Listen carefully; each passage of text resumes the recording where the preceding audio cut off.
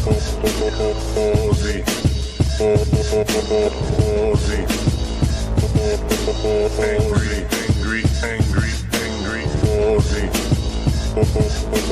Ozzy. Ozzy.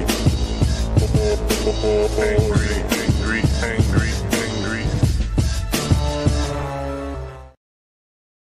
All right. Ready for a Thursday night. Gonna start peeling some orange to make a garnish. That's really a little bit. Can I get a bigger bit? As the actress said to the bishop. Right, the short answer is no, you can't. King fine. Hey, Justin, how you doing?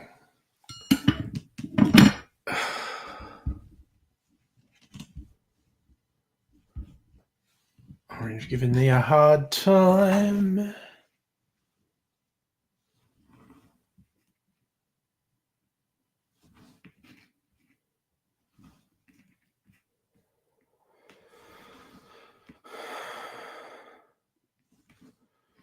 Trimming this even though no one can see it on the video.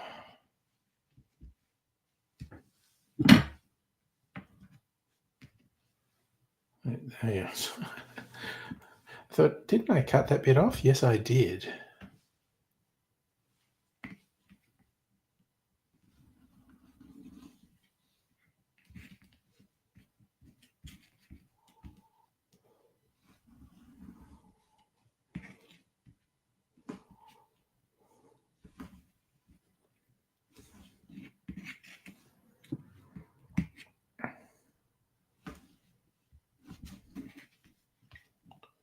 Getting obsessed with trimming.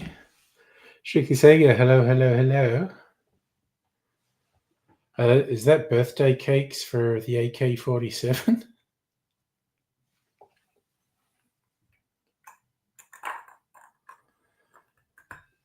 The People's Assault Rifle. All right, I'm going to do the old...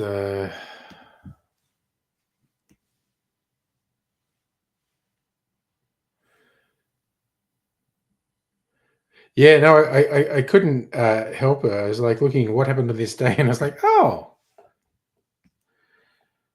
The Soviet Union finished the design of the AK-47 on this day and spent a year or two testing it until it became a standard weapon for the Soviet military.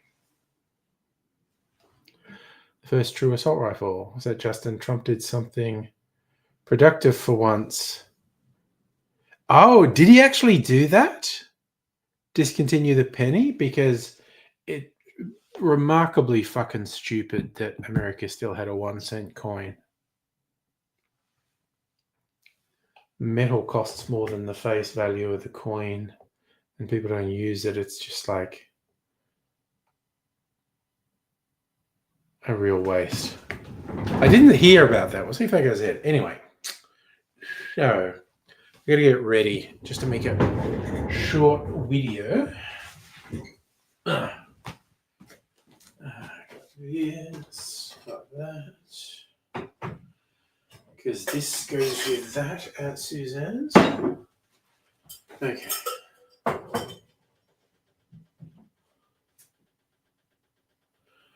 Let's have a look. What was I going to make? The new ceremony. Rye whiskey. Grapefruit liqueur. Okay. Grapefruit liqueur, not aperitivo. I'm going to go with a fruit liqueur. What fruit liqueur? Grapefruit. Tangelo. I've got Tangelo.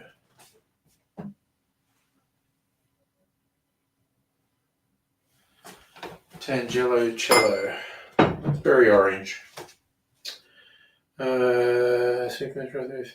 Bittersweet aperitivo. Got that happening.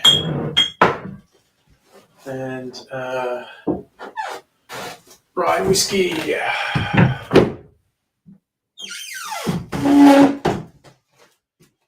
I have rye whiskey on here? Straight rye. None of that queer rye whiskey. We got straight rye whiskey. Okay, lots of ingredients. Orange bitters. Okay, where are my orange bitters?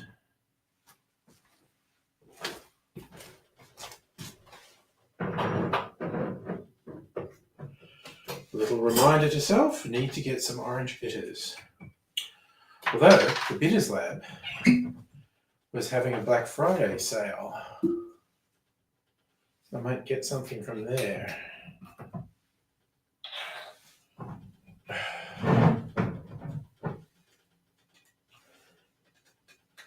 Ugh. Stopper was really in there. Okay. Those are all ready. Okie dokie. Let's line some shit up.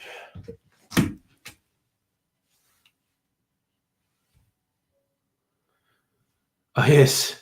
The Liberal Party dropping net zero. Just want to marginalise themselves even further. You know what? I think we've got a big future in appealing to the conspiratorial far right. That's like 10% of the population. We might get 10% of the vote from that.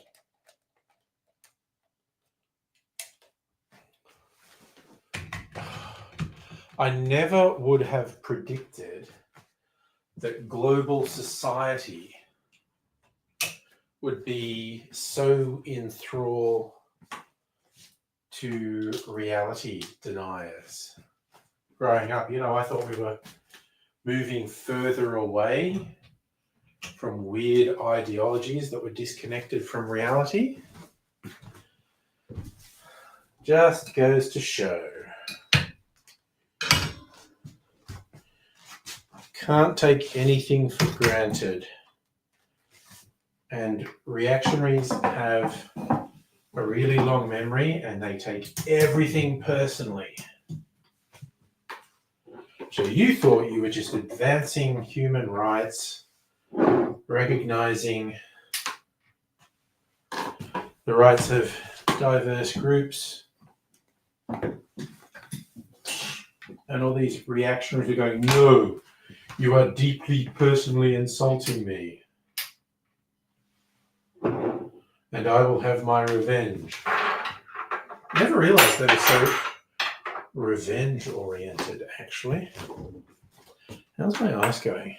Oh, it looks clear. I'm not going to torch it. Let's just put that there. Switch on our little GoPro so we can get our slow-mo shots. GoPro slow-mo. Okie doke. A plane going over. Fortunately, I don't need the sound for now. So is that 30 mils of rye whiskey?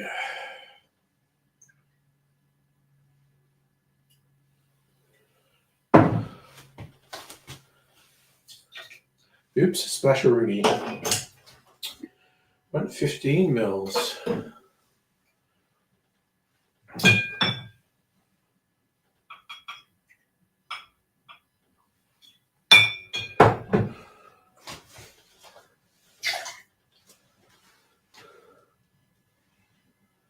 Uh, 50 mils of sweet vermouth.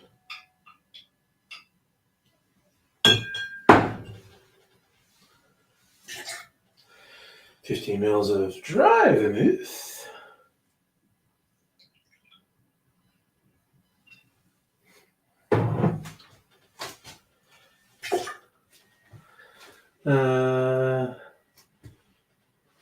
Bittersweet aperitivo.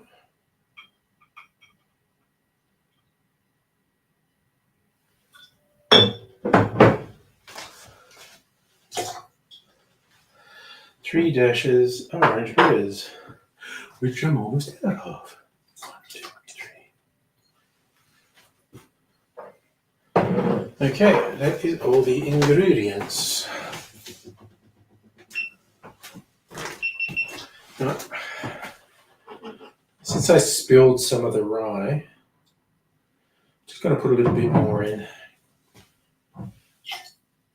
Because the Gospel make a particularly good rye whiskey. Like those good old boys. Drinking whiskey and rye. That line never stops annoying me. Because rye is a whiskey. Why did they say bourbon and rye to being so American?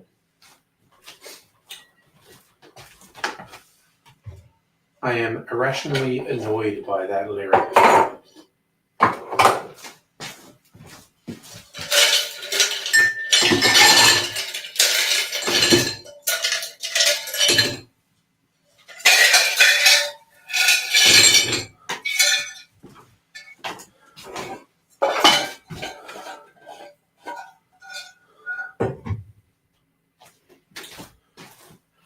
Alright, time to stir it up. Turntables and a microphone, stir it up.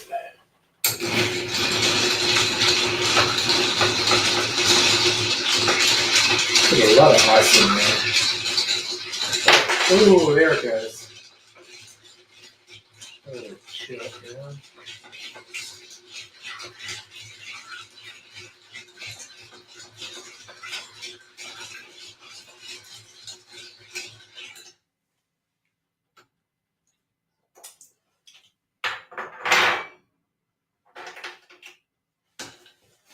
The other piece go there. Okay. And we put this here. Und we strain into there.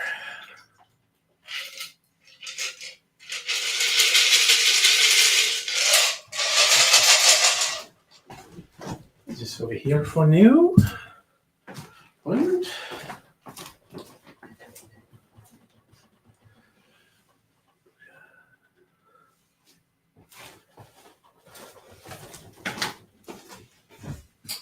all right.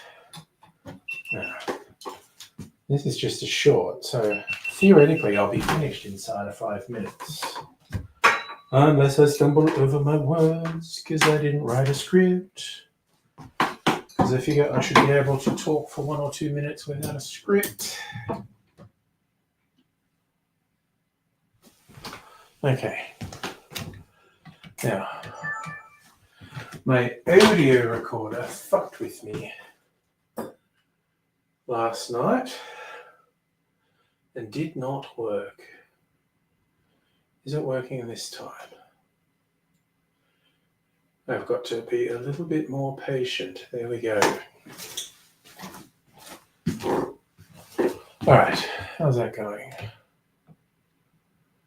That's going okay. All right.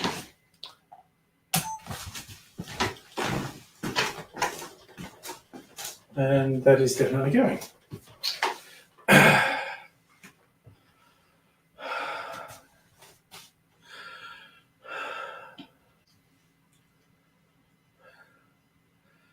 G'day, cocktail lovers. This cocktail is called a New Ceremony. It's arguably a distant cousin of a Manhattan, but a bit sweeter based on the elements that are in there. It's a nice color. I'm going to give it a taste.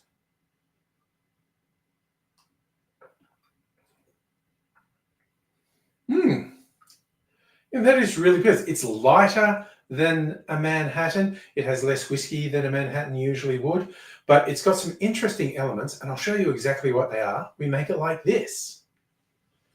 In a mixing glass, put 1 ounce or 30 mils. Oh,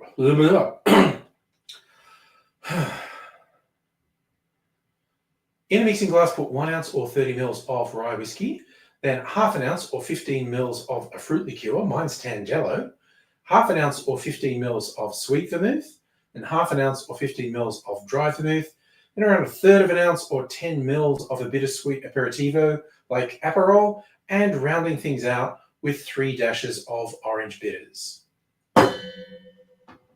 Add ice to the glass, shake that for 20 to...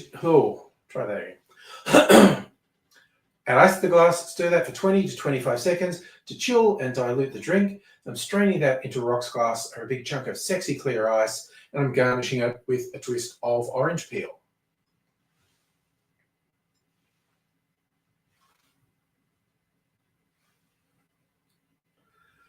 This could be an interesting drink for someone to try who's always found a Manhattan to be a bit full on, because it's very Manhattan-like, but it is lighter flavor-wise, and it's a little lighter alcohol-wise as well. It's a nice variation, and it's called the New Ceremony. Cheers.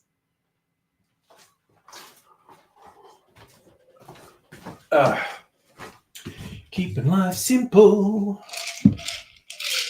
That's the Ernie Ridgeo I'm making tonight. I switch everything off. I mean, not everything. Okay, gotta charge these batteries tomorrow. Or actually, maybe even tonight. Put right there next to me. I remember, my rechargeable batteries. Put this camera out of the way. Okay.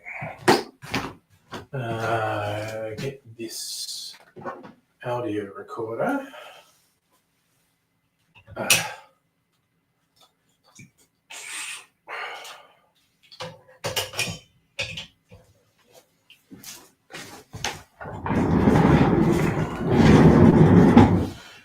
Okay.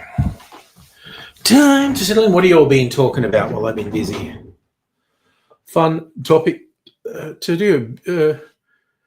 Bourbon being called whiskey was more of a southern thing. Yeah, see, but I was annoyed at saying whiskey and rye. Rye is whiskey. It's rye whiskey. So if you wanted to differentiate because they were drinking 2 different types of whiskey, then say they were drinking 2 different types of whiskey. Pretending rye is not whiskey. Wait, where's the charger? Here it is. Here with the poor DVDs. Oh wait, I think these 2 are charged. They're sitting in the charger. That would suggest they're charged. Let me try and see.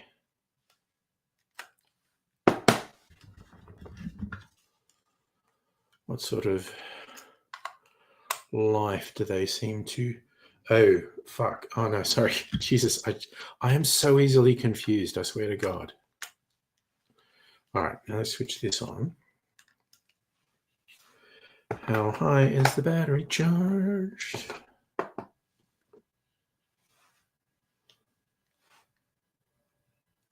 Yeah, that'll do. But you know what? I think I will charge those other 4.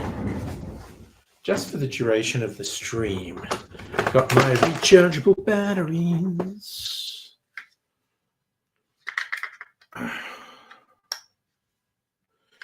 We'll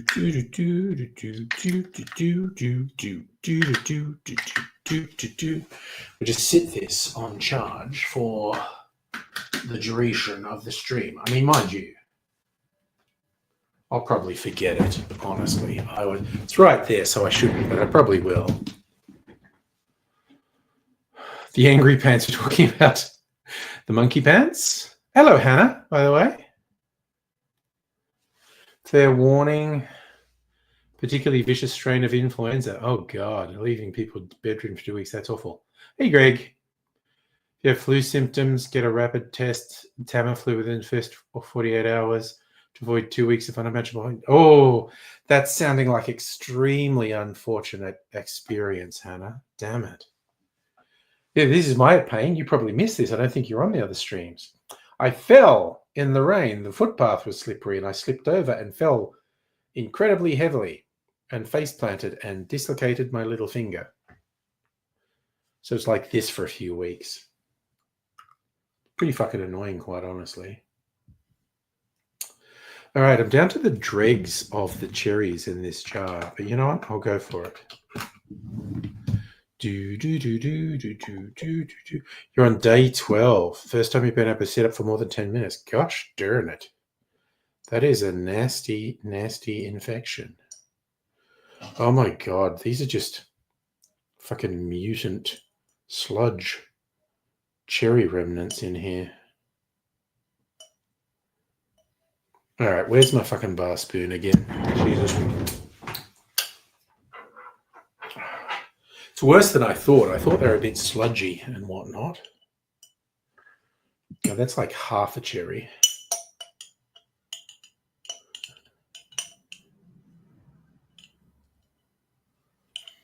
That's like 2 more pieces. Another quarter cherry.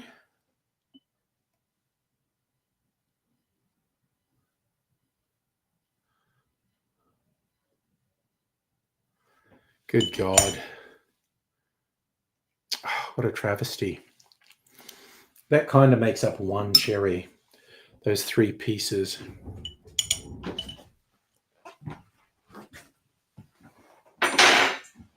All right. Hey, Gavin, how are you doing? Yeah, comrade. We on a glorious Soviet AK-47 today. Mutant cherry starts singing to me here. So, Hannah, top tip. If the bandage slips... Oh, no, it hasn't slipped at all, actually. I used to have 2 of these little clip things, and I lost one of them, but it still hasn't come off.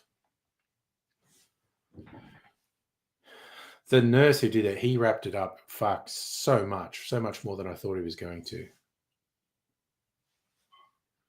Justin, if you're streaming next Wednesday, you'll be on a phone again. I mean, probably. Too far in the future for me to predict, really. But that would be a nominal yes.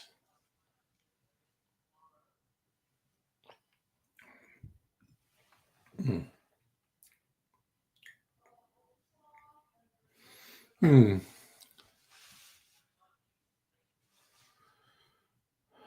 Yeah, I know. What's Jesse doing with the flying and the driving and the... Yes, is it renting? Renting le automobiles. Ooh, I don't...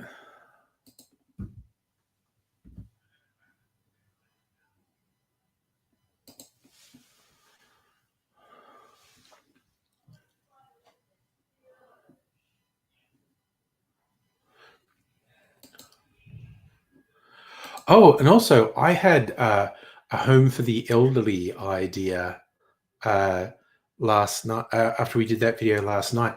Do you want to do a video, some video commentary tracks, like the things I used to do with AIDS? I thought we could, feature something that's on your site. We could watch it over Discord or something, and record a commentary track. That could be a fun promotional thing. Yeah, no rental cars left by the time Jesse's done. Jesse flying down. Oh, so this was always planned before you moved. Okay. Hannah used a big old non-adhesive wound dressing between your fingers and some cohesive wrap so you didn't have to worry about little clippies. Yeah, well, this is just what the nurse did. The plain bandage, nothing fancy. There's no dressing on it. It's just intended to hold the little finger immobile. A buddy splint, they call it, because it's splintered to its buddy. Do it with Creative Commons license, like Night of the Living Dead. Oh, no. You want to show the movie. But I was thinking of just promoting something that's for sale on your site. Because it's the same thing. The idea is we're not showing the movie. The idea is we're the commentary track. So if someone says like, okay, you're going to watch this movie with us. So, okay, get it ready up, hit play at the same time as us, and we do the commentary track. Oh, yes, that's right, Jazzy. You told us. Sleep study. Yeah. Guilty, do I like guns? Honestly, guns are fun. I've not fired anything more radical than like a 22.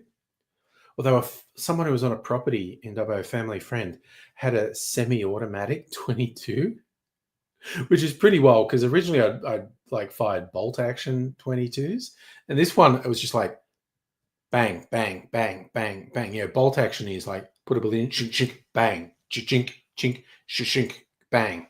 But this semi-automatic, it had a clip, and you just go like bang, bang, bang, bang, bang. So you called it your pointless, not tasty half crab claw. Oh yes, the crab claw, designed to get in the way. Buddy strapping, yeah. It gets in the way though of everything. Literally, it's like everything I do is slower and more awkward. As you say, commentary track, but movies you can show on YouTube. Yeah, but that's the thing. I never showed the movies on YouTube. It was just me and Aidsy talking. I mean, we could do it with actually, you know, honestly, if you want to compile a list of out of copyright movies, it doesn't have to be movies or no back to front. Some of the ones I did with Aidsy, we were doing the commentary track the first time I watched them. No, it's basically the idea of the commentary tracks was to do it for movies that people maybe wanted to watch. So you banged yours constantly at work. People used to get used to hearing from me. Fuck. Yeah, no, I'm swearing all the time with this. So you think what stops people from watching commentaries is having to sync them. Well, like I said, you give them warning. It's you just go like, okay, this is the movie we're talking about. It's this. It's a little bit of preamble. Okay, we're going to start playing in 10 seconds. So, you know, get your finger on the play button and, you know, 5, 4, 3, 2, 1, play. And you like our Harry Potter commentaries? One of them got age restricted because we turned it into the Harry Potter drinking game. We had to do a drink every time someone said Harry Potter. Not if they said Harry, not if they said Potter. They had to say Harry Potter. Man, we got drunk. And so YouTube age restricted that one.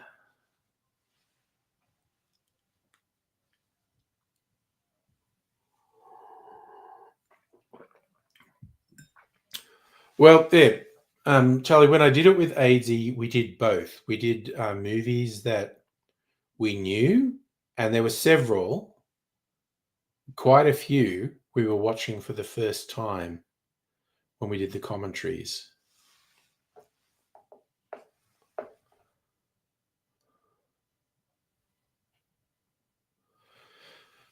So yeah, no, I just thought of doing it for like I said, it just occurred to me stuff that you had for sale on your site.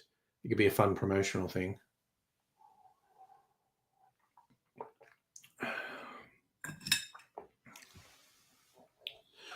You know, maybe do it on the weekends during the day or something.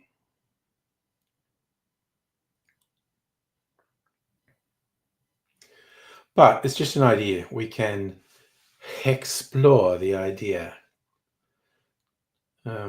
Work out what, if anything, we want to do. How's this going? Yeah, that's half the orange. That's okay.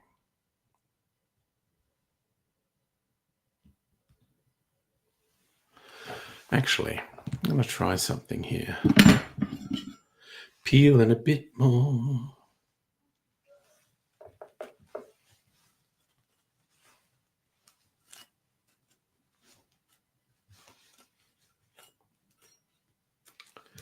Oops. That got a bit ugly towards the end. So, Hannah, your friend, sync watching a movie every Christmas. Pick a bad, tacky Hallmark Christmas movie. Nice. I remember in my early days on the internet being on IRC chat with a friend. We'd play the same music. Like we'd line up the CD and say, all right, let's, you know, it's like a shared experience playing the same CD at the same time. Also doing the same with a TV show. Great show. Even funnier when you're ripping shit out of it. Yes. Okay, so you actually want to do the ones where you can watch the. I can see that potentially getting an audience.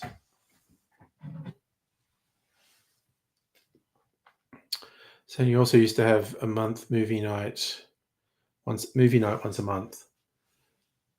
Set up a sheet as a projector with wrinkles in it so the faces were warped. Fun. Finishing one of my clarified cocktails.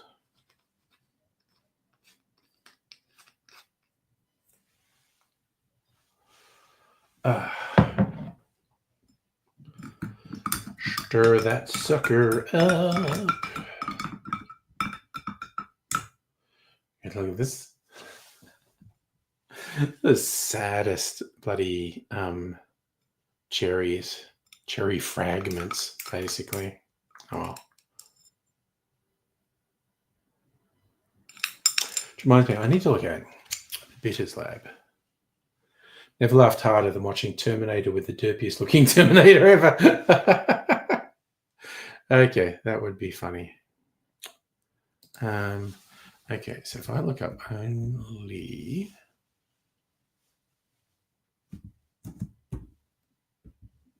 bitters. Black Friday sale. Yes, I'm of legal drinking age. Okay, let's see. I'll share a screen. You can shop with me.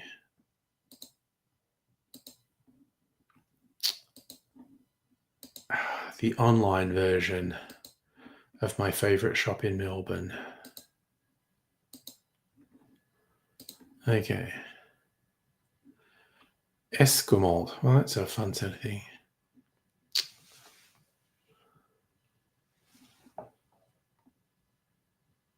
Dehydrated lime, Wonder Foam. Tiki Lover's banana rum. Wow. Okay. But where's the sale? Sale. Black Friday sale. Let's fucking go. Bitters. Bitters. Chocolate bitters. Peach bitters. Black cherry bitters. Grapefruit bitters. Lemon bitters. Olive bitters. Spiced chocolate bitters. Amontillado sherry. Okay. Wild plum bitters. Celery bitters. There we go. Orange bitters. Bitter Truth brand. $21. Got to put that away in the noggin because I need orange bitters. Spirit glasses. Boker's bitters. Apple bitters. Scorched pear and ginger bitters. Cute. God, there's a wacky number of bitters. Tonic bitters. Ooh, and some fancy stirring glasses. Was $49.95, now $27.95. Oh, I didn't see the was on these. So these was $29.95, now $21.95. Oh, you know, savings are savings. Then you have to get Spanish bitters, Brazilian bitters, sherry again. Oh, so many sherries. Manzanilla sherry was $39.95, now $29.95. Glasses. Ooh, a tiki punch dispenser, 6 liters. Damn, that's good for a party. Aromatic bitters, aged aromatic bitters, cardamom bitters, cherry cacao bitters, ginger bitters, grapefruit rosemary bitters, green chili bitters. Ah, there you go. That's a cheap, I think it's a smaller one. Yeah, it's okay. It's tiny. The other one was 200 mils. Okay. That's why it's cheaper. A dry white port. Fine ruby port. Fine tawny port. Aromatic bitters. Creole bitters. Jerry Thomas bitters. Aphrodite bitters. Black lava rim salt. Okay. Nothing setting the world on fire with their sales. Wait a sec. They have a clearance. What are they doing in clearance? Elderflower tonic. Falernum syrup. A jigger. A spin. Angelica bitters. Chesapeake Bay bitters. El Guapo rose syrup. Breakfast Negroni marmalade. I don't like Negronis or marmalade. Aniseed myrtle powder. Cacao and macadamia bitters. Tangerine bitters. Lime shrub. Oh, hip flasks, a thing I never use. But they're marked down from $32.95 to $19.95. Well, I should get one that says Whiskey Girl. Gentian bitters, orgeat syrup. More orgeat syrup. Margarita mix. Or a flask of whoop ass. So people, don't make me, I'm going to open up a flask of whoop ass on you. Wait, so they got three sale categories: silicone hydration bag, waiter's friend, absinthe spoon, a bar knife. Okay, so that was not that enlightening. Celtic, I've never done pornographic commentary, no. Strictly Sega, I was saying, talking about Terminator movies directed by Bruno Martini, that being more like Aliens. No, I think it's just the original projecting it on a sheet, so it's all warped. Put a link on Discord of someone doing it with Twilight as an example.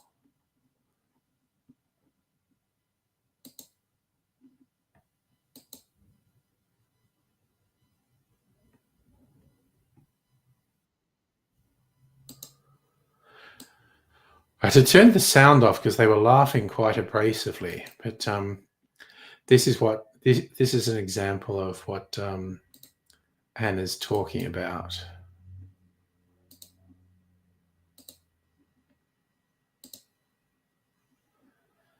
Oh yes, because it's hung so badly, they all distort all the time.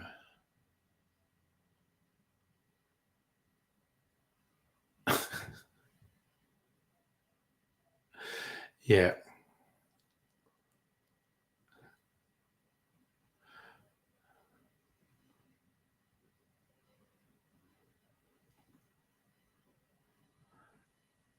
Yeah. It's certainly a way to watch a movie. An unusual way.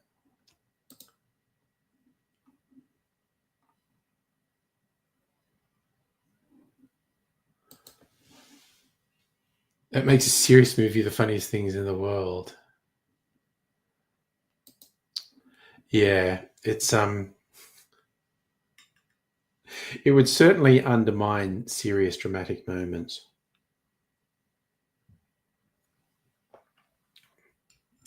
Mm. Yum, yum, yummy, yum, yum. Love my clarified cocktails. I don't think was there anything else comment worthy in the last 24 hours. I did put a trailer on the Discord because it's an upcoming movie. It's not coming out till next year, but I thought it looked quite interesting, and it had a fun name as well.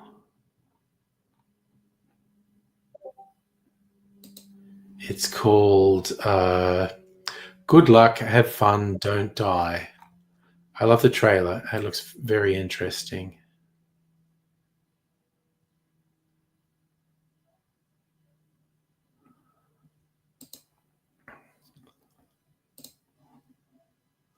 And you got to head back to bed. Thank you. It sounds like that's a very nasty flu. And I thank you for taking the time to talk to us. But yeah, it sounds like you definitely need to rest.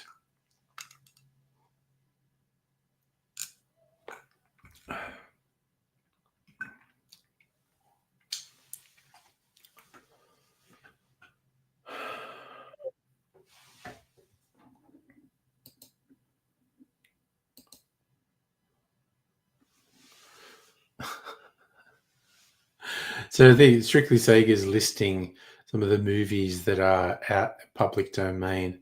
Feels like we would very much be doing Mystery Science Theater 3000 because they were always doing in public domain movies. But I'm down to clown. I definitely want to explore it. So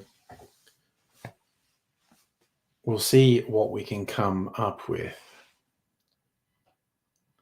Oh yeah, you just gotta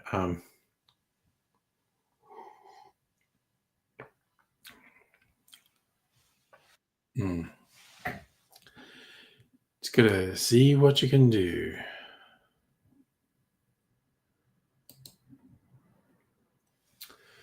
Oh man, I finished that clarified cocktail that I really liked. The other one I've got, it's not bad, but it's weird.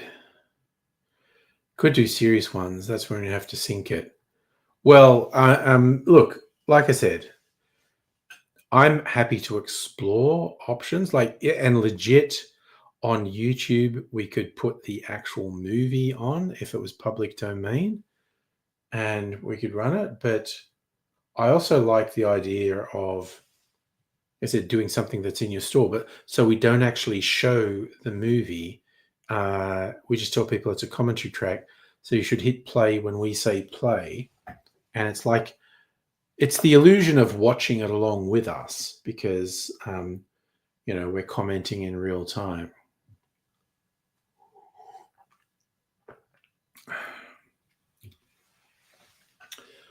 But, I'm open to ideas, essentially.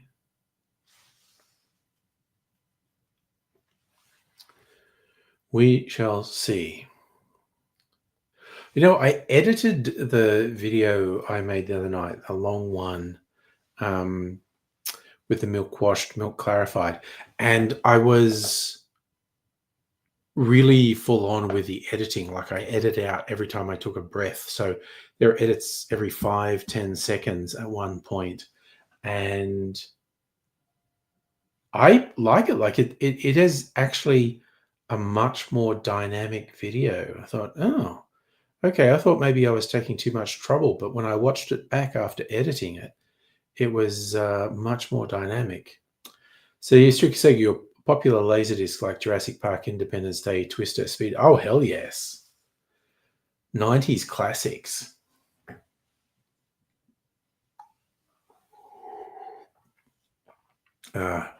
Millennial nostalgia material.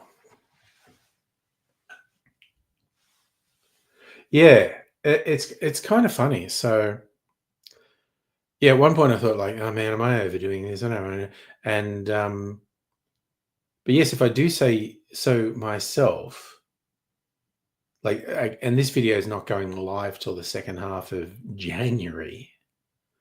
If I do say so myself, it was much more dynamic. Terrible at ums and you knows. Yeah. As am I. And even just the breaths. I've seen someone do the thing once where they cut out all their breaths, but then they just made a video that was all the breaths they cut out of a vlog. And it was weirdly funny because they're just going, and you don't think you're that bad with your breaths, but when you get them in isolation, they're really noticeable. I've thought of doing it myself because you cut the little things out and it's just like, yeah.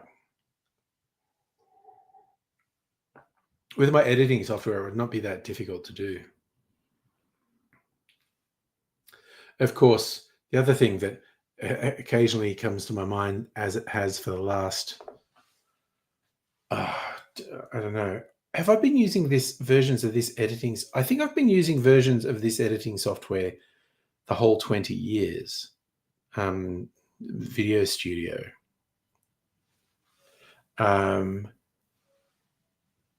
Yeah, late night phone sex line. Although it's not heavy breathing. It's not exhales. It's inhales. So it's Very. It's it's its own thing, basically. But yeah, and the thing that occurs to me is like, yeah, maybe I should explore what I can do with my editing software, because I've known for ages I'm using maybe 10% of the features of the editing software. 99 times out of 100, I just do really straight editing, but there's lots of effects and layering and whatnot that I could do.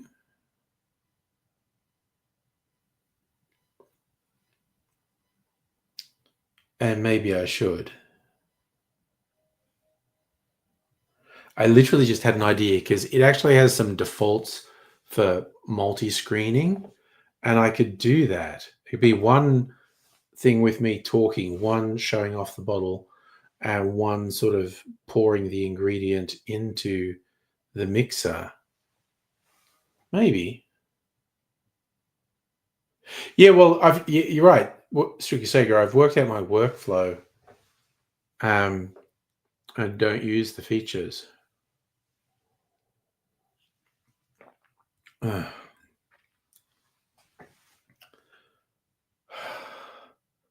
But maybe, I could sit down and plan some things. Now I've got to the stage, I've restructured it. So I'm only doing one longer, horizontal format video a week. I could, basically put a week's effort into the editing. You haven't upgraded your video editor since 2011. Yeah, well, this one, Video Studio, they used to do updates every year of questionable value. But the last time they released an update was at least 2 or 3 years ago.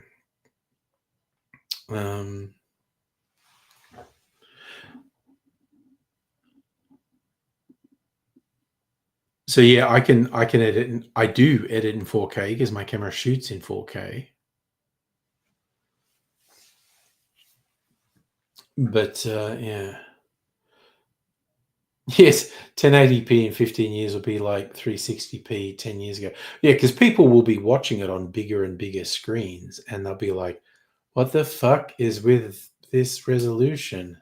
Although, oh my God, I heard for the first time YouTube is experimenting with using AI to upscale low res old videos, which honestly is going to be weird and probably look shitty as often as it looks good. So, like I did mention, I saw this guy where he found out, I think it was YouTube that was doing it, using AI to dub his videos into other languages, using AI to lip sync it. But because a lot of his videos, he's eating something. And of course, when it's just a lips, it actually looked fairly convincing. But as soon as he went to eat something, because it was doing this AI video on his lips that looked weird and fucked up. Yes, 360p is fucking awful. That is true. We just didn't have anything better to compare it to back in the day.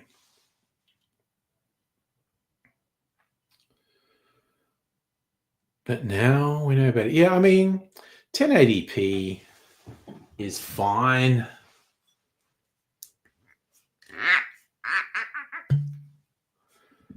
But yeah, very heavily dependent on the device someone replays it on. And we don't know what is coming in line. Honey coming to us in 0p because he's not on video. But that's okay. Oops, lost a bit of my cherry fragment. Stab. From hell's dark heart, I stab at thee.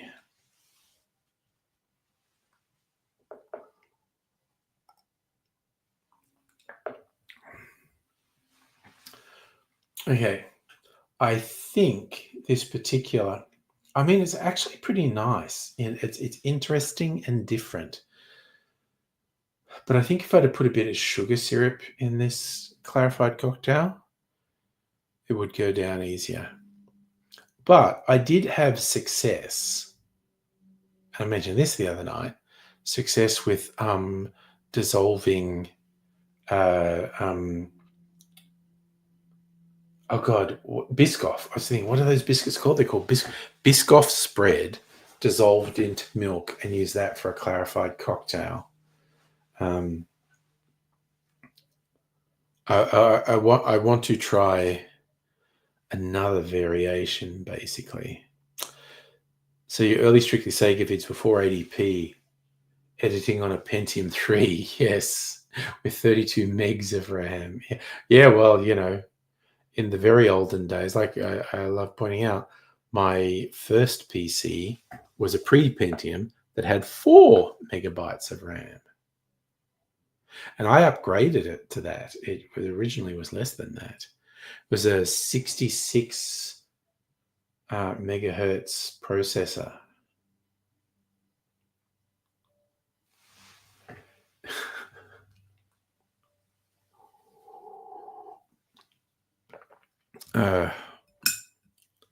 No, I wasn't editing vids on that. That was my first PC back in the 90s.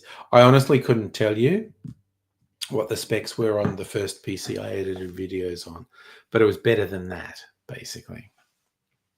So yes, the 4 megabytes of RAM was a 90s PC. So it started YouTube 20 years ago. So yeah, I was I had a 2005 PC, whatever the fuck that was. I don't fucking remember what I had in 2005. I had a CRT monitor. Oh, and your first PC had an 8 gigabyte hard drive. Had a Q600 at one stage. Memories hazy. I know my first PC had a less than 1 gigabyte hard drive. I could only install 1 or 2 programs on it, like games. When I wanted to do something new, I'd have to delete something. So you can say your first PC was 87, an Amstrad. Your mum paid for, bought from Maya, 640K. Yeah, 640K RAM. Nice. Didn't have a hard drive, had 1 floppy drive. I remember playing with TRS 80s in a Tandy store that the media, like, and they were all text-based games, would be on cassettes. Put a cassette into a player that was plugged into the PC to load a game. And it would just be text-based.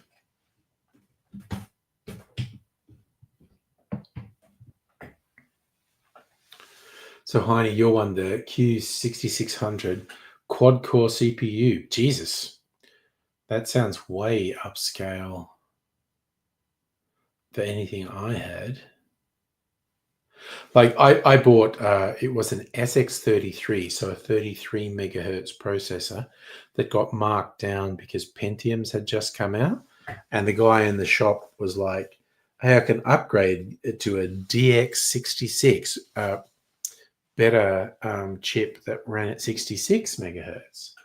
It had 4 RAM slots, and I initially had 4 1 megabyte RAM chips in there. I think I ended up upgrading it to they were for 4 megabyte one, so it's 16 megabytes of memory, which was radical. She said your first PC you bought with your own money when you were 17 in 97. Pentium MMX 200 with 16 mega RAM. Nice. 2 gig hard drive. Oh, yeah. 33.6K modem. Hell yes. You were saving up working for a year in a screen printing factory after school. Nice. I didn't have a PC till, as an adult with a job. EOR, hello. How are you?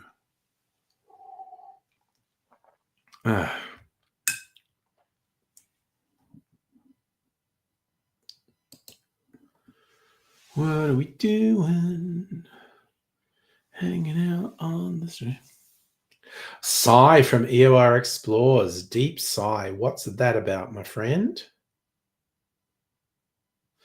So you started saving that only just introduced the Pentium. Yeah, well, like I said, I got my first PC. They just introduced the Pentium. So the non-Pentium computers were redundant. So they were like marked way down from what they were only 6 months earlier. But still a rinky-dink thing. You're well enough. You're just trying to figure out stuff. Fair enough. I feel like that's the human condition, trying to figure out stuff. It's something we all struggle with.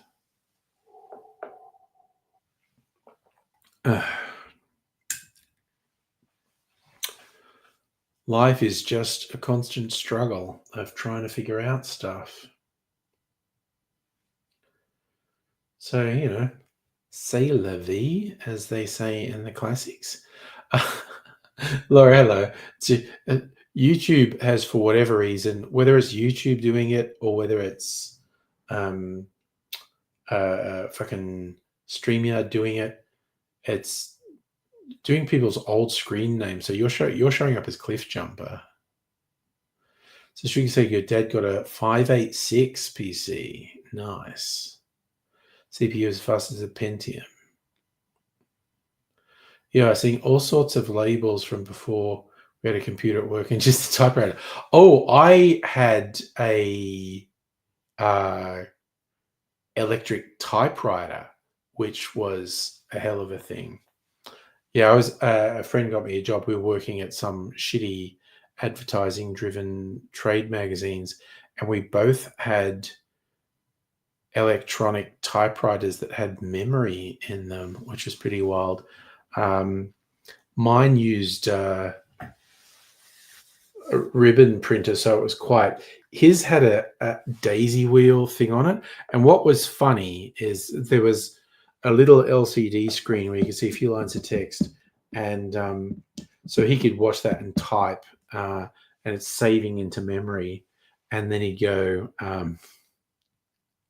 print a page, and so he'd do this thing where he had paper in the printer, and it's just going machine gun fast, printing, and he'd sit there pretending he was typing because it's going really fast, and he sits there going, but it wasn't him. There you go. So strictly, so you're saying it's YouTube doing the old screen name thing? Okay. What the heck? What the hootin' heck, YouTube? What are you even about, son?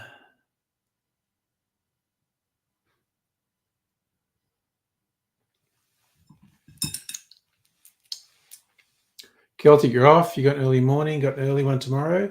Thanks for dropping in, mate. See you another time. Yeah, you didn't have fancy ones at the clinic. Your parents opened. You remember one's little screen? Yeah, like toy cubes, and they would look like a toy now. Absolutely. I was going to have something non-alcoholic. And yeah, okay. I was sure I had some of my mirror water. I put it up here because the vacuum robot was coming in here. The vacuum robot, who's now a valuable member of the household.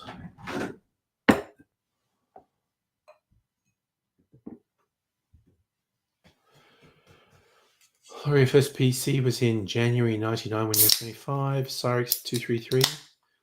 Yeah. A frequency of 100. Were you broadcasting into the ether on it?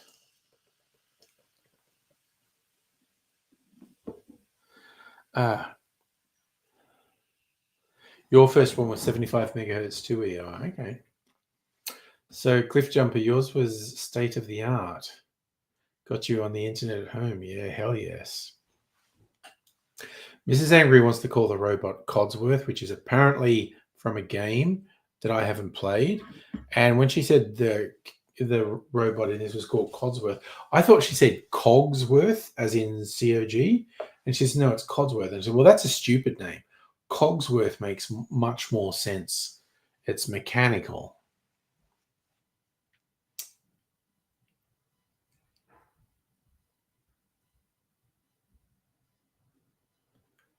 State of the art, yes. It was archaic, is what you're saying, Laura. Yeah, you are. That's Fallout, yes.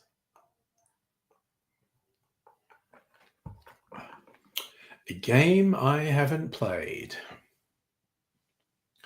But Mrs. Angry has. She plays way more games than me these days, actually.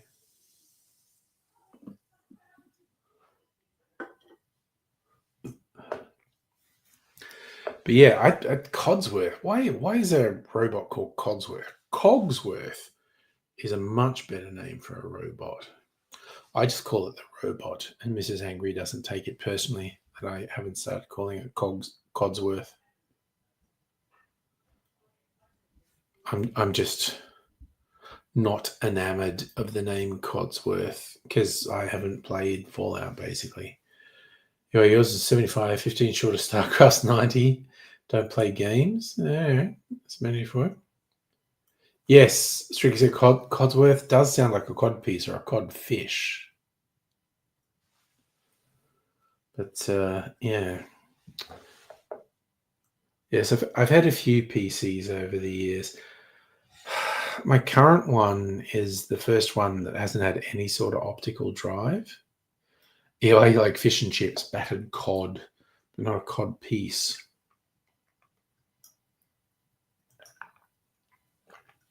So when you look in some museums, some of the cod pieces in medieval times were quite extravagant and not at all subtle in the message they were sending, basically.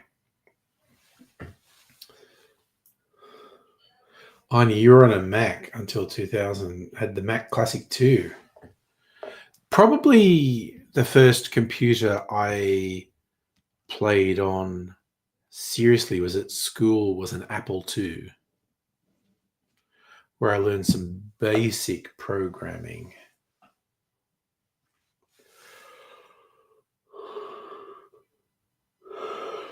Always kind of annoyed I didn't pursue that more. The nerds who pursued it more were actually doing a TAFE course in town to learn COBOL and machine language. I only learned BASIC.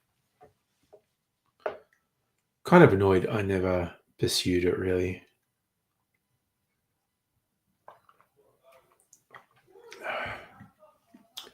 But that's my life, full of missed opportunities where I have good ideas that I don't follow up on. Tricky say you learned on a logo writer. Okay. You remember fixing computers for teachers in kindergarten and first grade, black and green. Oh, yes. The green screen computers. They were a classic. They still had some of those when I was at uni, actually.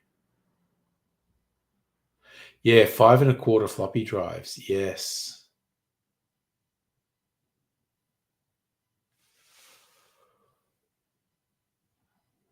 Oh, was that Charlie? Remember the one with the turtle? Which one with the turtle?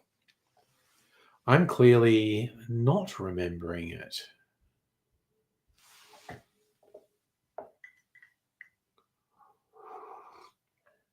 I only settled on a PC in 2008, which maxed out RAM at 8 GB. Okay. That's a bit constrained for 2008. Kept it going until Chrome started hogging memory, the new PC in 2018, so kept it for 10 years. That's okay. I haven't. Actually, Dr. Abigail last upgraded my PC for me, but I think that was pre-COVID. Maybe it was during COVID. I don't know. I can't remember. So, Charlie, Logo Writer was a programming thing for kids. Make trippy kaleidoscopes by entering commands. Honey used and abused the machine. Well, but I mean, that's the nature of computers. You push them to and beyond their limits, really.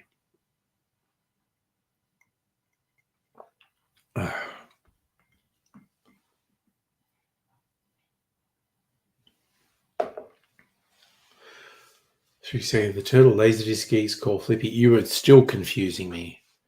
But, you know, that's actually relatively easy to do. Confuse me. We are definitely doing full geek talk. But that's what I love about the streams. We never know what we're going to talk about. We never know where the conversation's going to go. But I'm just open to it. Be very zen and just let it be. What's the old Bruce thing? Be like water. Just adapt and flow around things. That's what we're going to do ultra geek stuff.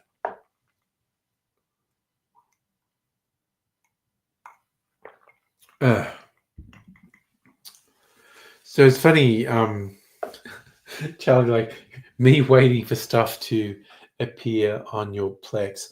The last one that I was really interested in was Superman and the Fantastic Four, and they were both pretty good. But now, yeah, this week there's been 2 movies open. It's like, oh, okay, I'm probably not going to the cinema, but I do want to see, these 2 movies. Also, I think the Predator movie is probably going to be on Prime really soon, like within a month. I could be wrong, but I think they're just giving that Badlands a cinema run so it can contend for Academy Awards.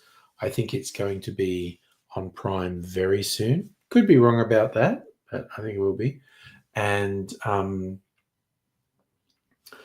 God, what was the other one? I mentioned it earlier. Film that opened this week that I do actually want to see. Actually, going back a few weeks,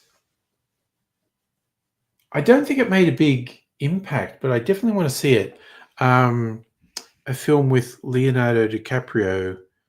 It's called One Thing After Another or something like that.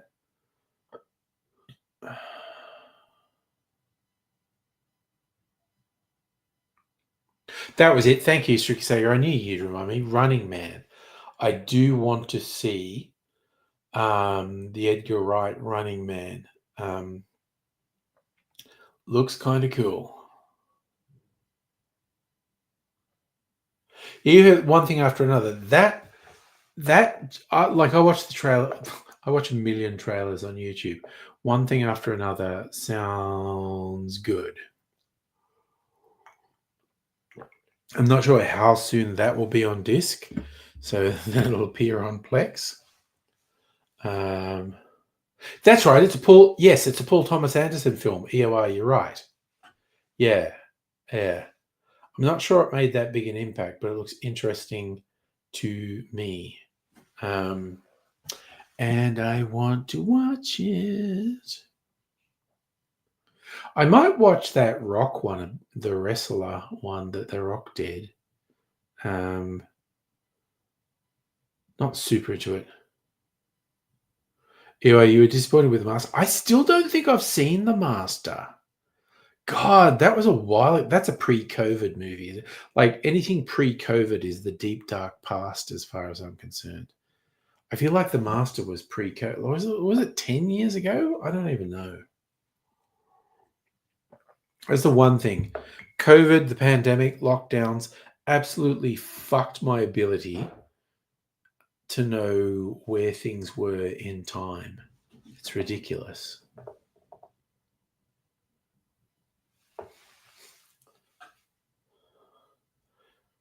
Laura, you saw the advert for the Running Man. Yeah, like legit. When I saw there was a Running Man remake, I just thought this is the shittest idea ever. Then I watched the trailer and saw that it was an Edgar Wright movie and said, oh, no, actually, I'm all in. This is apparently being closer to the Stephen King story and more or less completely unrelated to the Arnie movie. So I'm all in. That's right. The two big ones on Plex are Roofman and Good Fortune. And I might watch them this weekend. And yeah, and Smashing Machine for A24 fans.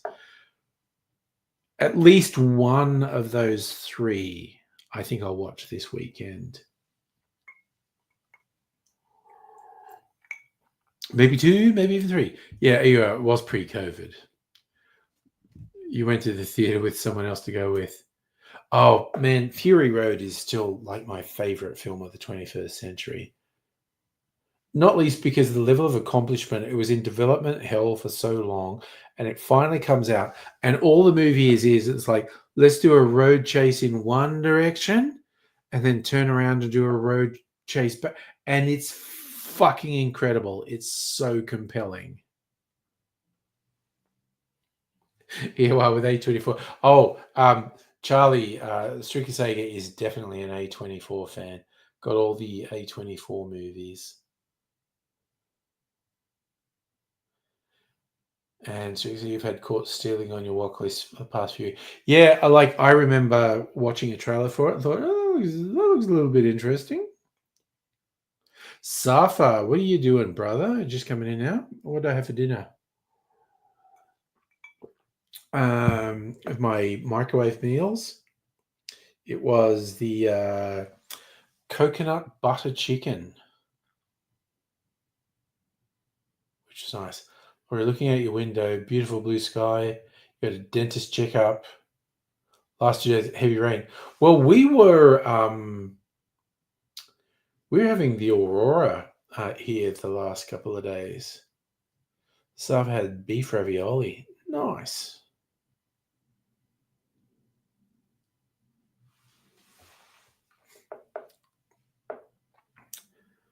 Whew. I think I'm speaking of things I'm watching on Plex. I think I'm almost through season 2 of Twisted Metal. There's maybe 2 episodes to go. I'm not sure. It's lightweight. It's never going to be my favorite show, but it's kind of fun and maintains a consistent tone, which is good. And so I'm definitely going out and getting my sourdough baguette, and I'll visit supermarket. Coles has got the Pepsi Max on half price. I'll be going there. Oh, what are we saying about Austin Butler? Yeah, Austin Butler's in Caught Stealing. Is it Matt Smith's in Caught Stealing, isn't he? Strick saying you tapped out. You think season 2 drags? I'm just gonna friggin' I've only got 2 episodes to go. I think I'm gonna go. I watch it like in my lunch break when I'm working from home. And I think I've only got 2 episodes to go. I don't love it, but I don't hate it. So, Mrs. Angry and I are super into Slow Horses. We have binged the first 4 seasons in the last 2 weeks. And season 5 is the last one that exists. I love Laurie going, best drink ever is Pepsi Max Ice and Slide. Oh, I actually have citrus juice, lemon or lime, put a squirt of lemon or lime juice into the Pepsi Max. I fucking love it. Holy shit, yes, that is a great cast, Charlie. Matt Smith, Liev Schreiber, Vincent. I'm such a Vincent D'Onofrio fan. Griffin Dunn, hell yeah. Zoe Kravitz, yeah. Safa keeping up with the tech news. A new Steam machine announced this morning. Not something that's on my radar. Ugh.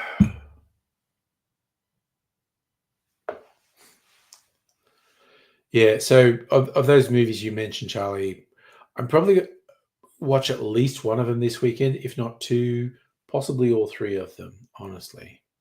Of Heidi's bringing out his old PC specs from 2018. Ugh.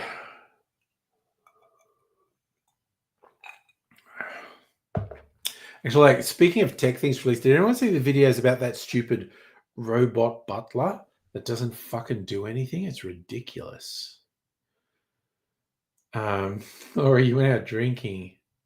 Might have been a bit tipsy when you left the bar. That's what it's all about. Going to bars and getting tipsy. And Charlie, one of the PCs in the 90s pre-built Dell HP will be outdated in a year. Yeah, I don't know.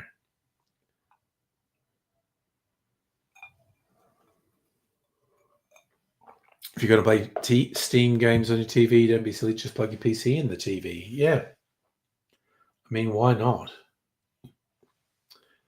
It's redonkulous. Really, I got 2 more weeks of work. Then I'm taking 3 weeks leave.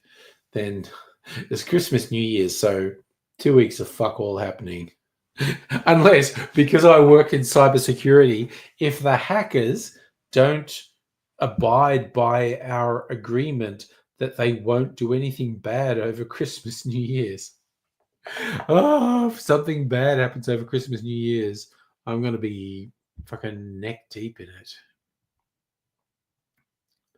So she say that's the thing with the Steam box. It's a console you plug in TV, play Steam games. Yeah, I agree with you.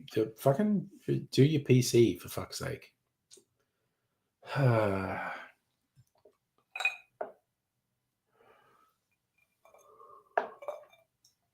No, strictly Sega. We've got an agreement with the hackers. Don't do anything mean over Christmas, New Year's, because everyone's on holidays. I'm not. I will be at work. I'm not going into the office. I'm working from home. But yeah, if shit goes south, I'll be sort of deeply involved in anything. But so it's like 3 weeks leave, then 2 weeks of fucking around working from home, then back into real work in January. Yes, Heine, my natural enemy is 0-day vulnerability. Bad, naughty. Ugh. Don't even like to think about being on the receiving end of a major breach. You are thinking about tipping out. You've got to keep working.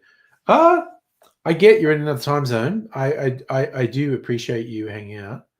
Saf, is anyone coming in Christmas? No, it's a public holiday. Fucking government. As you say, the script kiddies. Oh yeah. I always talk to people about the various levels of controls you can have in place, and your base level is you're stopping the doorknob rattlers. And it's like in the physical world, that's doing the basic of locking your door. So if someone rattles the doorknob, they can't get in and they go away. But the script kiddies are like the next level. They've got some tools that they got from someone else that they don't really understand, but they can pick a lock. But there are steps you can take to stop the script kiddies. And then there's one level beyond that, which is like, these are actually serious hackers and you need to have these serious controls in place to stop them. You can stop them. And then one level beyond that are like the state-sponsored hackers. And by state-sponsored, we usually mean Russia or China. Or actually, if you are Russia or China, you're thinking about America. Yeah, and you need pretty rigorous things. So it's like those are basically the levels of protection. Your first level stops. Oh yes, SAFA, North Korea. That's a good one. First level stops doorknob rattlers. The next level stops script kiddies who don't really understand the tools they're using, but they're dangerous. The next level is defending against people who do understand the tools they're using. And the top level that almost no one is at is defending against state-sponsored attackers. It's like, who knows where intelligent curiosity will go. Well, that's the thing. And way back since the 80s, 90s, kids who have genuine intellectual curiosity have broken into systems just because they could, or they wanted to see if they could. They can still cause problems, but they're not actively malicious,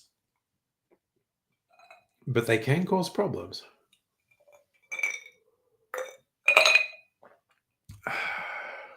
But that goes way back to the 70s. Steve Wozniak and Steve Jobs were phone phreakers. And they had the little black box where they could take control of phone systems and whatnot and make free calls.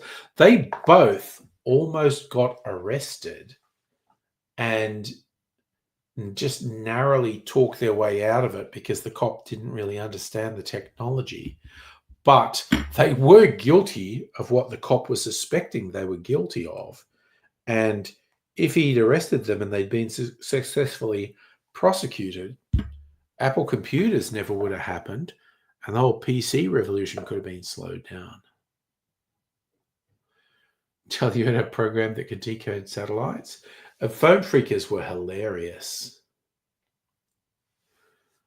You couldn't see much, but you could see generally what was coming down. I remember at a rave in Sydney in the 90s, I met Captain Crunch. He was one of the original phone phreakers, and he earned that name because he worked out, the phone phreakers worked out, the phone system worked on audible tones, and if you could recreate or record and play back these audible tones down a phone line, it would connect you to anything. You get free phone calls, free long distance and whatnot, back in the fucking 70s when that was expensive. And Captain Crunch worked out a particular series of tones he could recreate with a plastic whistle that came as a toy in a cereal box of Captain Crunch. And he worked out how to use this plastic whistle to break into the phone system. I actually, and again, I met him. He was an old guy at this point because this was in the 90s. I met him at a rave in Sydney in the early 90s.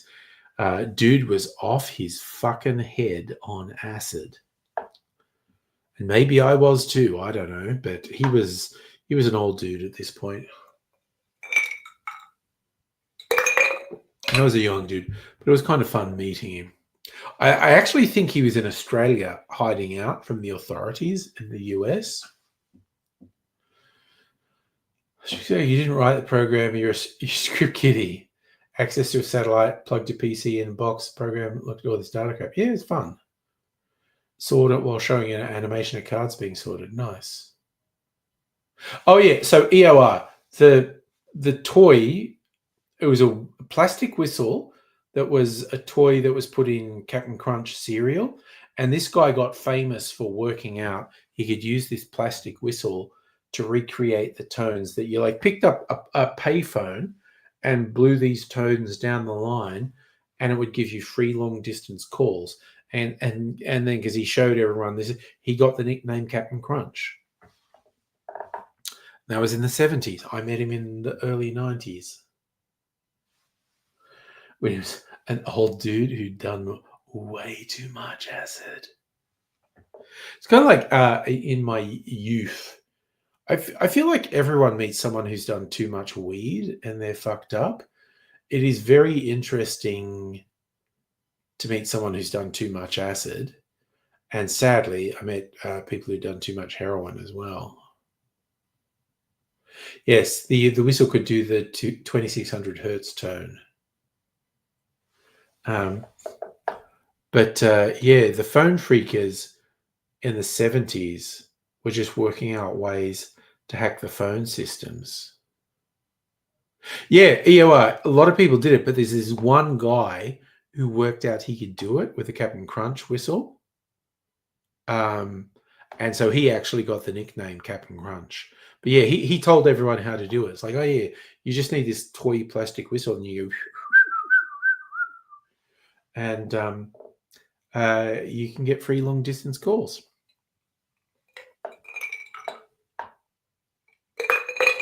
Yes, and as I mentioned, Steve Wozniak and Steve Jobs got stopped by a cop when they had a little black box that was for hacking into the phone systems, and they talked their way out of getting arrested. They were absolutely guilty of what the cop thought they were doing. Hello, Madam Butterfly, by the way. Laura, you think funny story about early home PCs? Microsoft went to IBM and sold them DOS, then bought DOS. Yes, the Microsoft convinced IBM they had an operating system for home PCs, and so they signed a contract with IBM, but they didn't actually have it, and they bought it. That guy called it QDOS, Quick and Dirty Operating System, and Microsoft rebranded it into DOS, Disk Operating System. Struxeg, you went to Hackers of Planet Earth in 2007, had your Wi-Fi on. They put you up on the board of shame. Nice. It kind of was like Sneakers.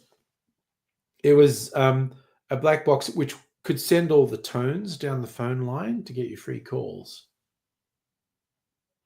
The various hackathons are very funny because they will do a sniffer thing to find out people who are sending their passwords in free text across Wi-Fi, and they'll put it up on a board. Yes, and the Cliff Jumper, that was Microsoft's big thing. IBM did not understand how important the operating system would be. They were all about hardware. So they didn't care about letting Microsoft maintain control of the operating system because they didn't think it was important. Gates and Ballmer had a better understanding of where the future was going than IBM did. IBM fucked up big time. You know, I knew from the early aughts, every Wi-Fi router is a 3D camera that can see through walls. Yeah, from a certain perspective. Yes, I know Cliff Jumper is Laura. Yes. As I know Strictly Savior is Charlie. Yes, I do know that. Cliff Jumper is the screen name from the old days. Way back in Angry Aussie days. Before I was live streaming. Thank you, EOR. I am hydrating. That was mineral water I was drinking. Yes, I know you're here every day. And don't jump off a cliff. Yeah, it's kind of funny because prior to YouTube doing this weird thing, I hadn't seen the Cliff Jumper screen name for fucking ever. But it's all good in the hood. What are we doing time-wise? 9:30. I want to make myself another boozy drink. I've had a mineral water. Thinking.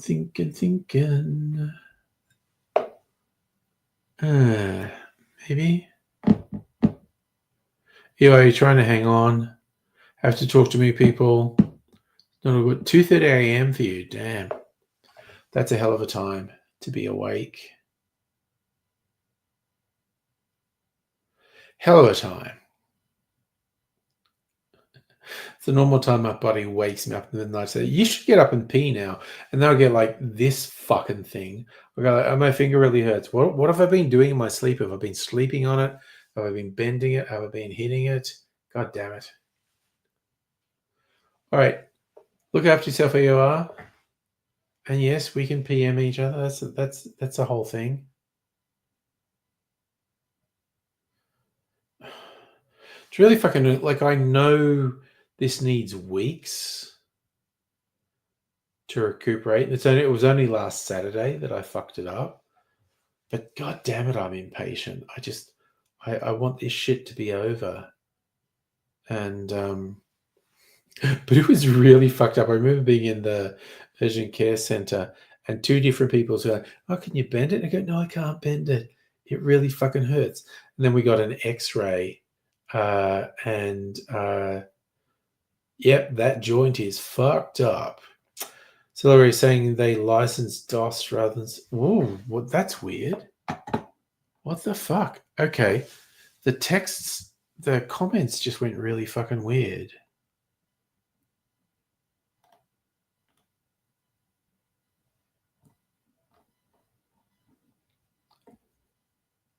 Wow, the comments just weird. Seriously, I'm kind of laughing at it now, apart from the pain, because it still hurts. It's not just inconvenient. This fucking hurts. Yeah, okay, was playing old comments.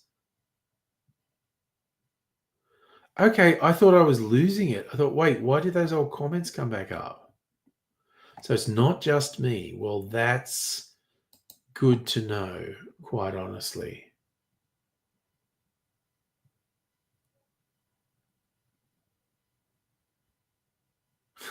Yeah, you saw that come back. Cliff Jumper is Laura, yeah.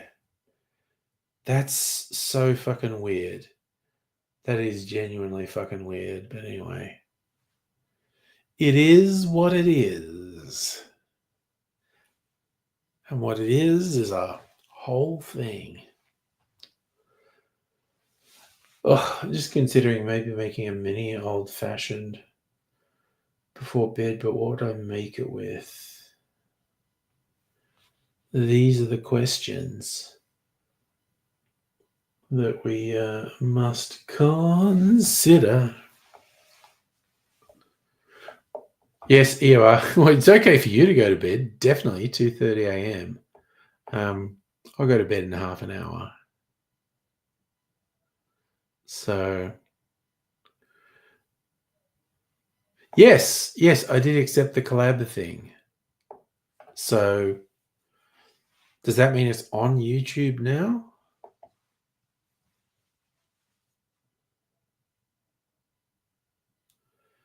YouTube with their wild, crazy new features. Just being wild, crazy kids they are. I mean, does that mean it shows up on my channel? Because I haven't seen it on my channel yet. I do not know. But yes, when we were messaging on fucking Discord, saying I've seen lots of videos showing like, oh, they're showing two channel names. And I was going, that's weird. What's that about? But then you did the collab thing. And I went, oh, that's what that's about.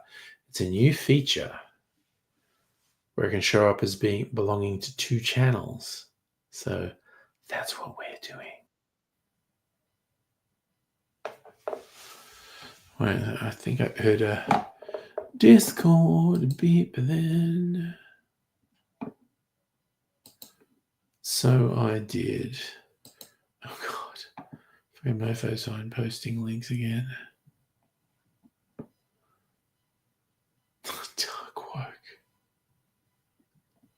It's getting weird. What's in general neurospicy? Oh, you put the video, yes.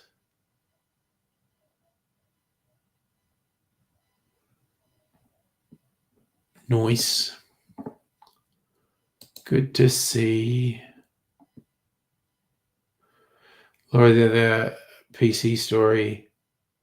Wozniak realized he had clause with Hewlett Packard at first dibs on anything he invented, which could have killed what became Apple.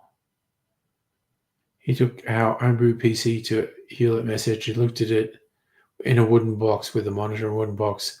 What would normal? Yes. Oh God, all the old tech companies never understood why people would want a computer in their home, which from a certain perspective made sense, but obviously did not foresee the future at all.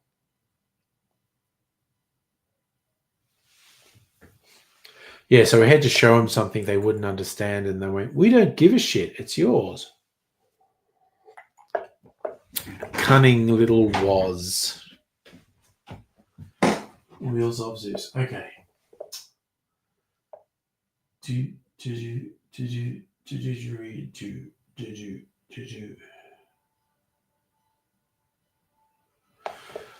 All right. All right.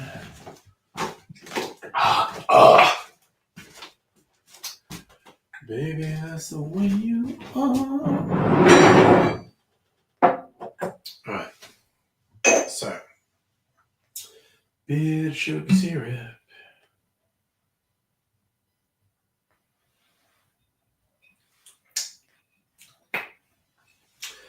Thick and yum. Now, I have an idea. I have a whiskey that's almost empty in here. Get a little bit of this, a little bit of this, a little bit of that. A little bit of this, a little bit of that. It's a fun bottle that I might keep. I don't know, probably got enough bottles that I've kept. Discussion. And this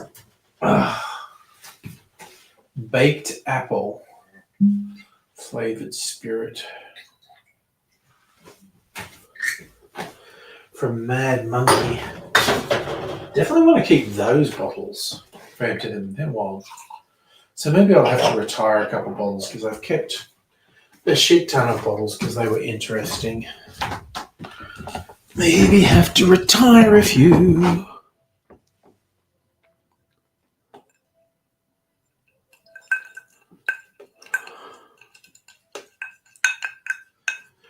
Yeah, so IBM, HP suffered from thinking they were the big swinging dicks and they did not see the future. But mind you, Apple made the early breakthroughs, but they underestimated the ferocity with which Microsoft would fuck them. They didn't see that coming. The basic criminality of Microsoft, like when Apple tried to say, "Oh, you stole our visual fucking interface," and the Microsoft people rightly said, "Yeah, you fucking stole it from Xerox. Xerox just didn't know what you were stealing at the time."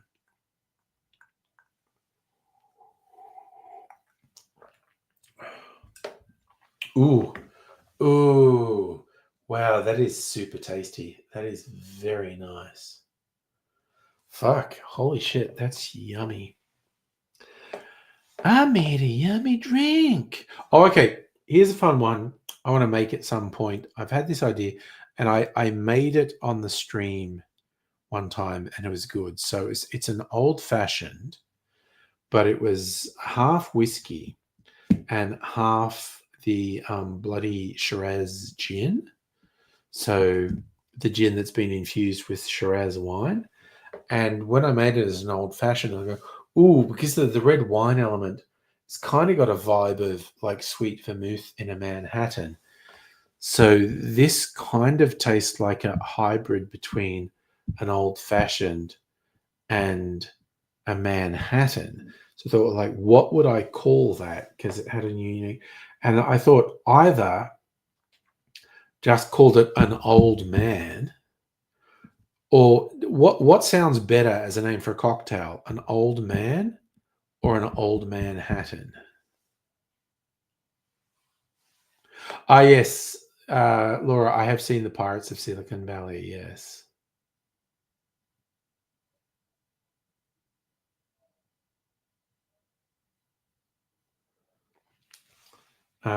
There's been a few movies or TV things about the.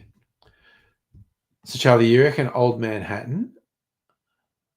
No, I want to put. I definitely want Old Man in there. So it's a hybrid, taste-wise, hybrid, old-fashioned and Manhattan. So in Although I do, old hat is a thing, definitely. Laura Old Hatton, but I definitely want old man in there for me. The old man. I don't think I've seen Matchstick Men. Well, you're really into my looks. My blank look spoke volumes. It did. I don't think I've seen Matchstick Men. Well, okay, see, Laura, that's what I'm torn between. Calling it the old man or the old Manhattan.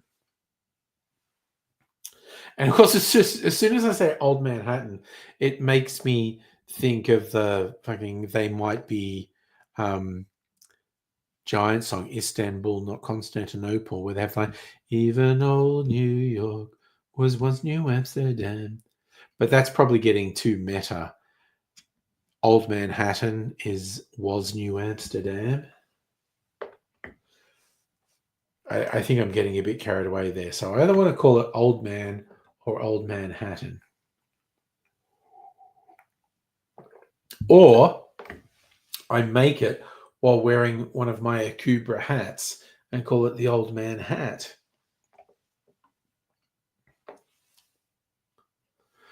So she's saying not Matchstick Men. That was a Nick Cage movie, Sam Rockwell, about hustling people. You meant, okay, Microman. I don't know. I know there is the Ashton Kutcher playing Steve Jobs wasn't great. Pirates of Silicon Valley, that was Noah Wyle as Steve Jobs, wasn't it?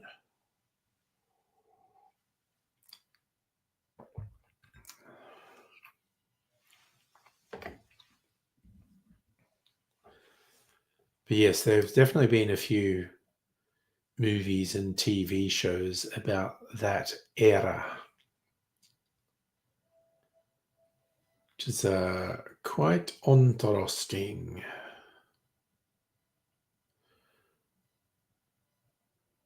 I'm definitely not familiar with something called Micromen. BBC documentary Micromen.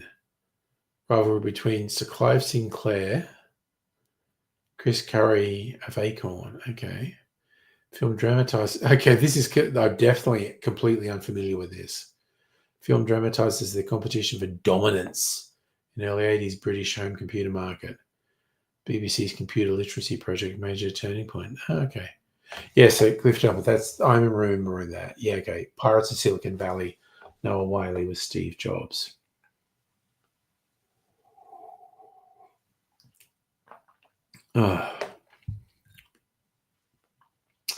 What a seriously insecure dude Steve Jobs was, honestly. So you're saying Strixie Micromen is a kick-ass movie? Okay. Oh, wow, there's a fun screen name. Clock Strikes 12 Midnight.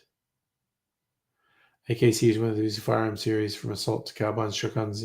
Well, it was... it's generally regarded as the first genuine assault rifle. So, Laura, that movie also has Anthony Michael Miller, Geeky Kid. That's not his name. It's not Anthony Michael Miller. It's Anthony Michael Hall, isn't it? I saw him most recently, I think, in season 3 of Reacher. He was very funny because he was in a couple John Hughes movies as a really skinny geek, and then he wasn't in anything for a couple of years. And then he appeared in Edward Scissorhand, and he was buff as fuck. Like, he really wanted to throw off that skinny geek persona. And because he got fairly tall, and he obviously did a lot of gym work, and yeah, suddenly he's in Edward Scissorhand and he's buff as fuck. And everything he was in after that, he was pretty big. But yeah, I think the most recent thing I saw him in was season 3 of Reacher. Oh, Loogie jumping in. The first assault rifle was a German MP40. Not a gun guy, I don't know. I was literally going off Wikipedia saying that the AK-47 was the first assault rifle. And again, I know gun people get into all these arguments about the minutiae and what means this and what means that. I'm not arguing the point because I definitely don't know.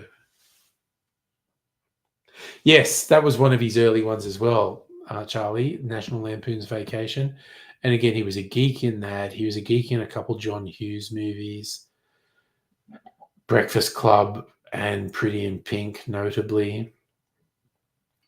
But yeah, I remember being really surprised when he popped up in Edward Scissorhands and he was swole. He was buff as fuck. And yeah, forevermore after that, when he appeared in stuff, he was pretty big.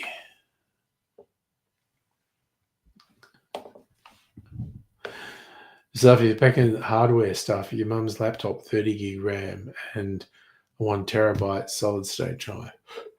Salugi, AK-47 came afterwards. Soviets were looking for something to replace their old bolt actions. Yeah, so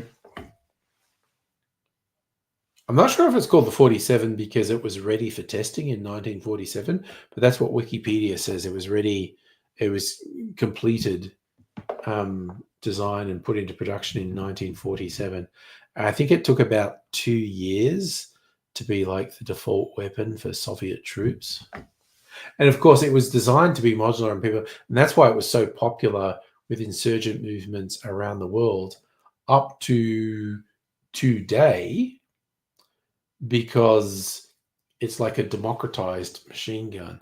Well, yeah, Cliff Jump Thirst is saying Anthony Michael Hall looks different, but also, yeah, because he's my age, he's like 60 or something. But yeah, like I said, most recently he was in, I think, season 3 of Reacher. Charlie watched a shit ton of 80s movies on Civic. I remember seeing a fun one with Hall called Out of Bounds. Yeah, he did. God, he did a lot in the 80s and 90s. But yeah, I mean, you know, he's kept working for like 4 decades. So kudos to him. Like he was never like a huge star. He was never the marquee star of anything. But you know, he kept working for 4 decades.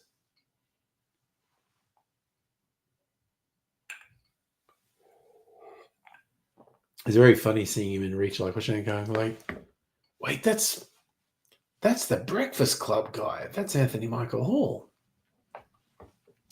And yea, verily, it was Anthony Michael Hall.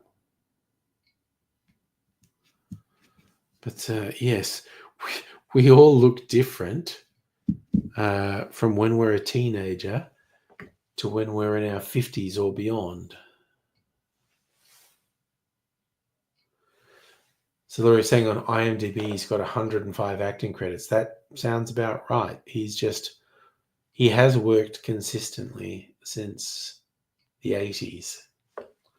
Probably a bunch of those are on TV, I'm just guessing. Charlie, question. Should I add a lifestyle section? Cooking tips. If you want, they're not my thing, so I probably wouldn't watch it. So I don't have a really deep opinion on it. But, you know, if the people want lifestyle stuff, that's definitely a genre. Cooking shows, travel shows, home shows, home renovation shows. Oh, God, you know what? Okay. So when we were away on Melbourne Cup weekend, we didn't take a laptop with me, so we couldn't watch, you know, like Netflix or Plex or anything. So the TV in the place we were staying just had all the free-to-air channels, and I was favoring the ABC channels because no ads in the shows. And it was one of those ABC Entertains or something, and that was all the lifestyle shows and also the panel shows and whatnot I was watching. And they had one which was all about working with people who had been adopted as children, and as adults they wanted to find their birth parents or parent, because a lot of the time it's a single mother in the 70s, forced to give up the kids. And we watched a couple episodes of that. Mrs. Angry's got hooked on it since we got home.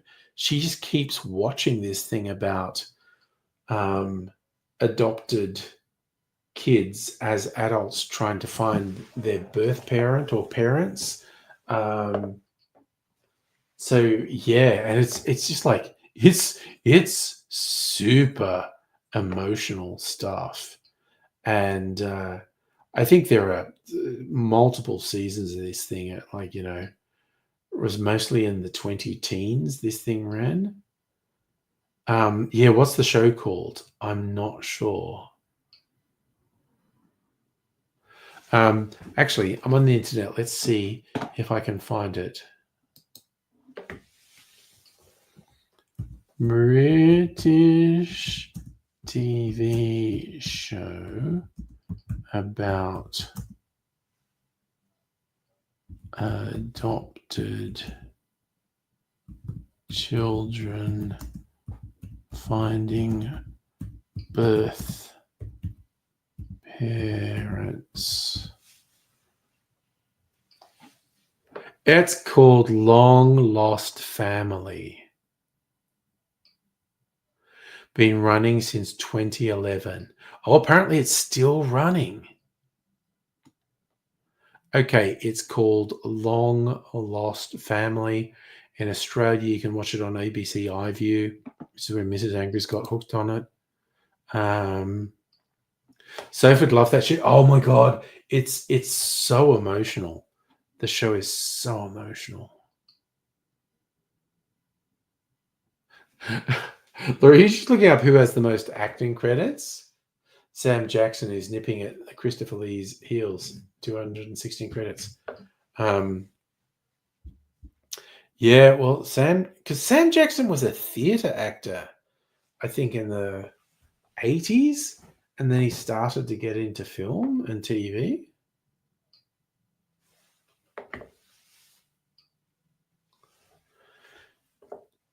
Started to rise to prominence doing some supporting roles in Spike Lee films, and then became a star in his own right. Streaky said, you reckon Lou Gossett would have a lot of credits? Yeah, it's pretty wild. Half of your Laserdiscs have Lou Gossett in it. Nice. He's classy.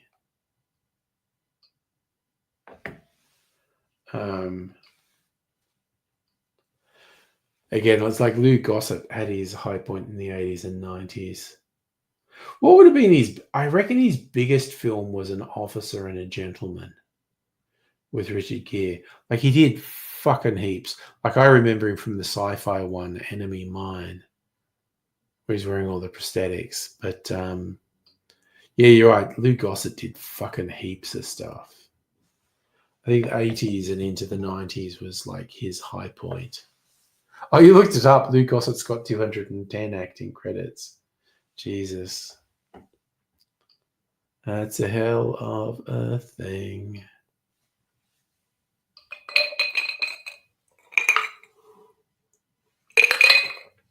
What's amazing is how many acting credits some extras and that guy type people work up, because they're just in the background of so many movies and TV shows.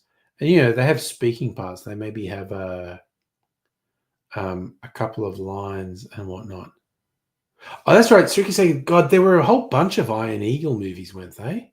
That was like I feel like Iron Eagle was a direct-to-video thing, but it was successful. So I feel like there were multiple sequels to Iron Eagle.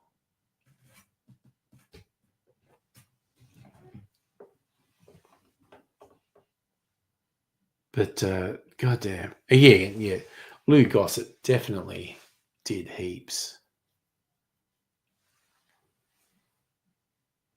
Oh, you looked it up. There are 6 Iron Eagle movies. That is probably too many Iron Eagle movies, quite honestly. That is probably an excessive number of Iron Eagle movies. and Lou Gossett is in all of them. Holy fucking shit. That was just the guy who said, like, I'm not a top line star. I am just going to make money. You looking up an online thing? Laura Iron Eagle was a box office hit. Second flopped, and after that they went straight to video. Okay, I kind of thought the first one might have been straight to video, honestly. Oh yes, that's another one, Charlie. There are a lot of Land Before Time sequels. There's the one that traumatized all the younger Gen X and older millennials, and there are 13 Land Before Time movies. Yeah, I don't think anyone remembers anything after the first one, but that's just home video fodder.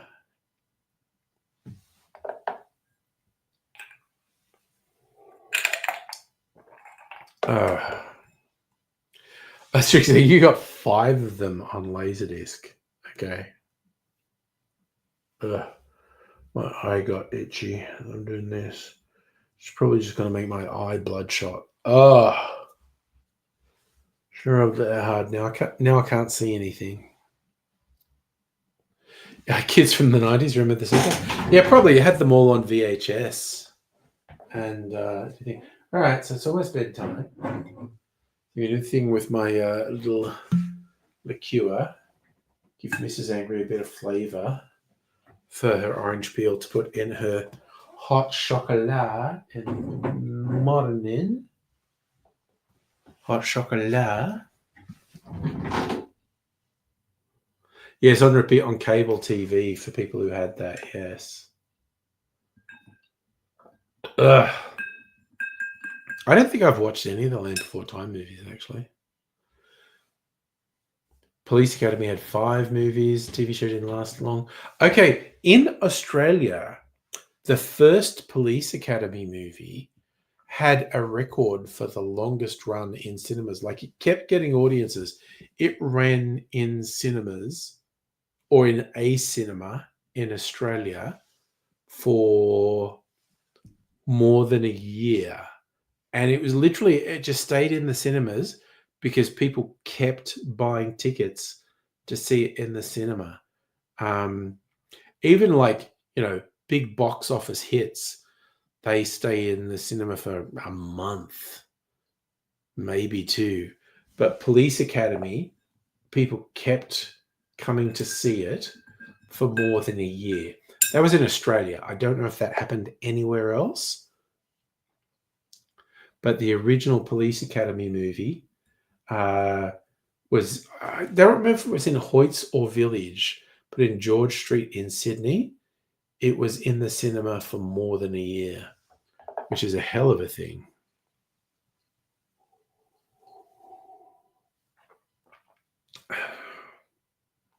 I also just remember, I don't remember if it was in Police Academy 1 or 2, where the mean sergeant got catapulted and his head went up a horse's butt. There's an old headline from The Onion where someone's saying, like, oh, you all laughed when that sergeant's head went up the horse's butt, but my brother died that way, which I thought was a very good parody of people who get upset. Oh, there's a thing in the movie that was done for the entertainment, but that happened to someone I know. And it's like, get fucked. I love that, Strictly Sega, you're just running through what all the fucking Police Academy movies were.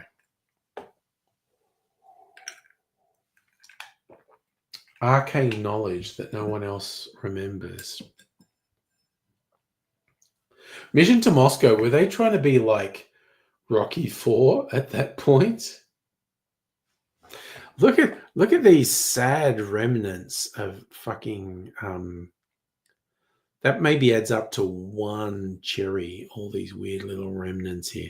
But I'm gonna gonna open a new jar for tomorrow night. Party night gets a new cherry jar, which is always exciting. So Police Academy was huge in Russia. Is that why they did a mission to Moscow one? Okay. These might be sad. These little remnants of cherries, but they're still super fucking yummy. So nice. Fucking yum. Yes. New jar of cherries for party night tomorrow night. So I'm going to do a big stab into the jar and see how many cherries I get. I feel like I need at least 2.